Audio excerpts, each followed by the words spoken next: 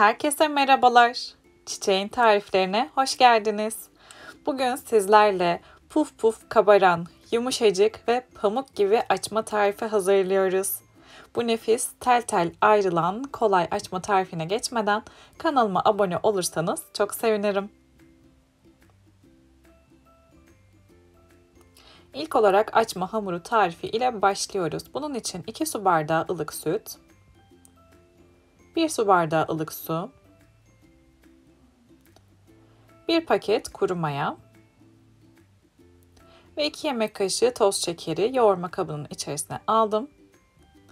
Şöyle bir karıştırıyorum ve ardından 5-10 dakika kadar mayanın aktifleşmesi için bekliyorum. Maya böyle güzelce köpük köpük oldu, artık aktifleşti. Şimdi sıra geldi diğer malzemeleri eklemeye. 1 su bardağı sıvı yağ,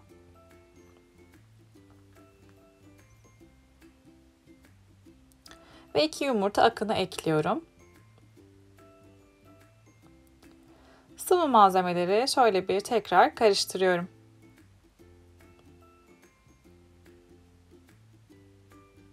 Şimdi bir yandan karıştırırken diğer yandan yavaş yavaş un eklemeye başlıyorum hamurun içerisine.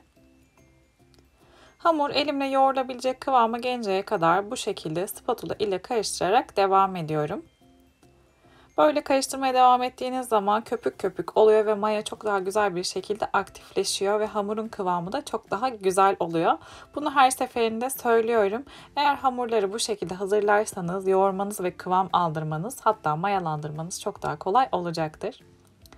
Bir miktar daha un ekledim ve aynı şekilde devam ediyorum. Gördüğünüz gibi hamur bayağı bir toparlandı. Şimdi spatulayı içerisinden çıkarıyorum. Bir miktar daha un ilavesi yaptım.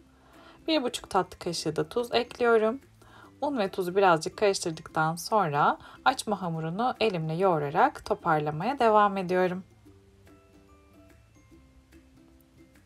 Böyle yumuşacık kıvamlı şahane bir hamur elde etmiş oluyoruz. Ben toplamda 8 su bardağı un kullandım. 8-8,5 su bardağı un yeterli olacaktır muhtemelen. Ele çok hafif yapışan bir hamur oldu. Şimdi üzerini kapatıp 1 saat mayalandırdım.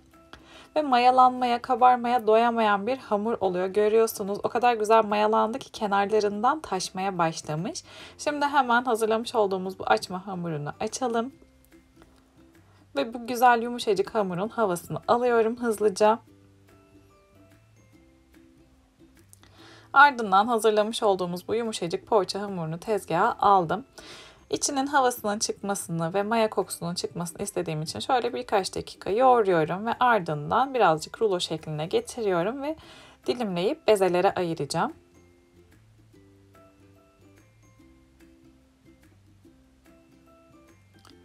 Ben açma hamurunun bezelerini toplam 30 tane olacak şekilde ayarladım. Böyle orta boy mandalina büyüklüğünde diyebilirim ya da küçük boy mandalina da diyebiliriz. Bu boyutta olması yeterli bezelerin. Şimdi her birini bu şekilde yuvarlayıp hazırlıyorum.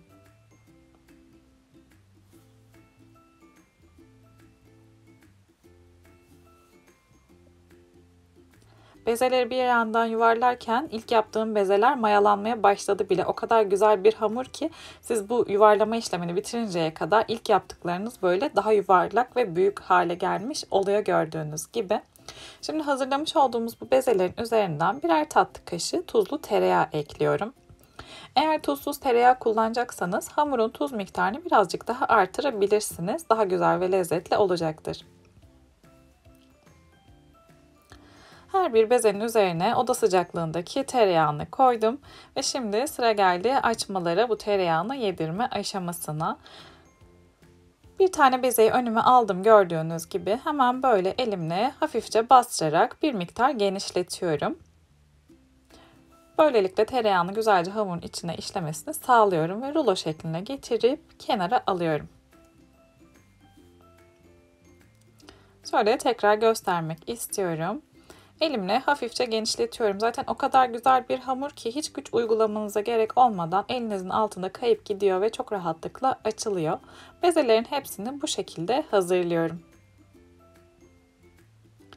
Eğer tarifimi buraya kadar izlediyseniz yorumlara çiçek emojisi bırakırsanız çok sevinirim. Ayrıca yayınlayacağım birbirinden güzel tariflerden anında haberdar olmak için kanalıma abone olup bildirim zilini tümü olarak ayarlayabilirsiniz.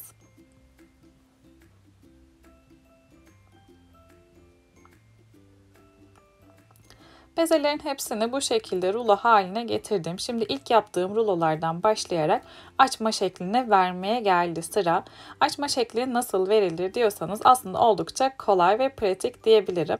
Bir tane açma için 2 tane rulo kullanacağız. Ruloyu elime alıyorum ve bu şekilde sıkarak bir miktar uzatıyorum. Ardından 2 rulonun ucunu birleştiriyorum ve bu şekilde birbirlerine dolayarak simit şeklini veriyorum. Simitler de aynı şekilde şekillendiriliyor biliyorsunuz. Tekrar iki kenarından böyle birazcık daha doluyorum, hafif uzatıyorum ve iki ucunu sıkıca birleştiriyorum. Ve gördüğünüz gibi açma şekli hazır. Bu kadar kolay aslında. Şimdi tekrar göstermek istiyorum size poğaçaya açma şekli nasıl verilir diye. 2 tane ruloyu elimle sıkarak uzatıyorum.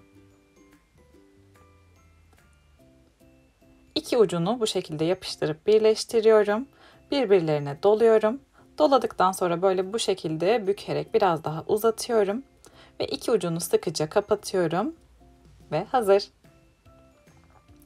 Açmaların şeklini vermeyi tamamladıktan sonra 15 dakikada tepsi mayasına gelmesi için dinlendirdim. Gördüğünüz gibi bu aşamada bile inanılmaz güzel kabardılar. Şimdi üzerlerinden yumurta sarısı sürüyorum. Ve biraz da susam ve çörek otu serperek hazırlıyorum. Eğer kolay açma tarifi arıyorsanız, gerçek açma tarifi arıyorsanız, böyle yumuşacık pamuk gibi açma yapmak istiyorsanız verdiğim bu ölçülerle çok rahat bir şekilde tam istediğiniz gibi pamuk gibi açmalar hazırlayabilirsiniz. Puf puf kabarmaya doyamayan bir açmalar oluyor. Gördüğünüz gibi şu an fırındalar ve pişiyorlar. Pişerken bile inanılmaz güzel kabardılar. Hazırlamış olduğumuz bu kolay açmaları önceden ısıtılmış 180 derecelik fırında altı ve üstü kızarıncaya kadar pişirdim. Fırından aldıktan sonra eğer açmanın dışının daha böyle yumuşacık olmasını isterseniz ilk sıcağı çıktıktan sonra üzerini bir bez ile örterek daha da yumuşak hale gelmesini sağlayabilirsiniz. Ama dışının hafif kıtır olmasını istiyorsanız bez ile örtmenize gerek yok. Bu da önemli bir püf noktası. Bunu da söylemiş olayım. Gördüğünüz gibi inanılmaz yumuşacık. Yani bastıktan sonra hamurun geri kendine toparlama hızını görüyorsunuz ve tel tel ayrılan pastane poğaçasından, pastane açmasından çok daha lezzetli tereyağlı açmalar hazırlamış olduk. Zaten benim bu tereyağlı kolay açma tarifimi denedikten sonra bir daha başka asla tarif aramayacaksınız. En favori açma tarifiniz olacak, buna eminim. Eğer hazırlamış olduğum bu pamuk gibi açma tarifini beğendiyseniz videoyu beğenmeyi ve denerseniz denedikten sonraki yorumlarınızı benimle paylaşmayı lütfen unutmayın. Yeni tariflerde görüşmek dileğiyle. Hoşça kalın.